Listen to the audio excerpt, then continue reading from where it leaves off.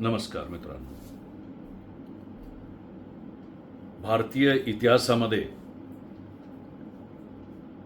अरब, तुर्क, अफगाणी या सर्व परकीय आक्रमकांनी, मग ते ताजिक असतील, उझबेक असतील, त्या सर्वांनी परकीय आक्रमकांनी भारतावर आक्रमण करत असताना ते आक्रमण लुटीसाठी नंतर ते आक्रमण भारताला धर्मांतरित करण्यासाठी केले होते. यावर माझं पुस्तक, म्हणजे या देशामध्ये मराठवाड्याने, हैदराबाद संस्थानाने रजाकार सहन केला, परंतु कासिम रिजवीने आणलेला रजाकार हा शेवटचा आणि पहिला रजाकार नव्हता. तर माझ्या येणाऱ्या रजाकार या पुस्तकाची सुरुवात, हिंदी पुस्तकाची सुरुवात ही मोहम्मद बिन कासिमच्या 711च्या पहिलं भारतावरचं परकीय आक्रमण हे केवळ राजा दाहिरला पराजित करण्यासाठी नव्हते, तर धर्मांतरित करण्यासाठी होते. या पुस्तकाची जुळवणी करण्यासाठी काही ठिकाणी मी ते पुस्तक दिलं आणि ते कुठून तरी लिकेज होतंय हे माझ्या लक्षात आलं. वेगवेगळ्या माध्यमातून यूट्यूब चॅनलवर ते येत आहे. मला यूट्यूब चॅनलवर यायचं नव्हतं, पण आता पर्याय नाही. युद्ध लादलंच तर लढणारा आहे.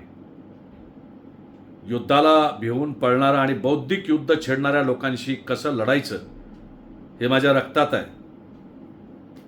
आयुष्याची 25-30 वर्ष घालून एक इतिहास लिहिण्यासाठी, 250-300 पानं लिहिण्यासाठी आयुष्याची 30 वर्ष खर्च केली आणि ते कुणाकडे तरी दिली आणि त्याचं या पद्धतीनं जर तपासायला दिली विश्वासाने, त्याचा गैरउपयोग होत असेल तर यापेक्षा मोठी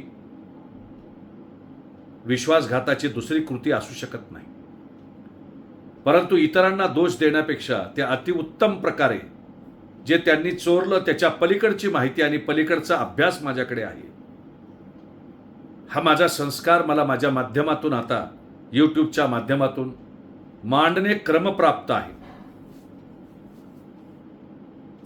कारण अगदी माझी मुलं लहान असल्यापासून, त्याच्याही पलीकडे लग्न होण्याच्या अगोदरपासून मी जमेल तसं थोरा मोठ्यांकडून इतिहास समजून घेण्याचा प्रयत्न केला.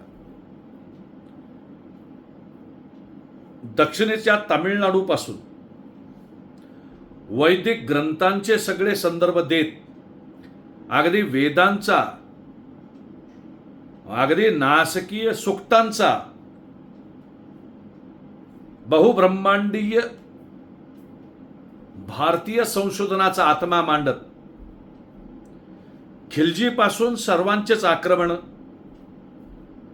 आणि भारताने सहन केलेलं प्रचंड मोठं परकीय आक्रमण आणि त्यात जगलेला धर्म आणि भारतीयांचा धर्मांतरण हे एकच धोरण ज्यांनी राबवलं ते एकाच पुस्तकामध्ये आणण्याचा प्रयत्न मी रजाकार या पुस्तकातून करत आहे.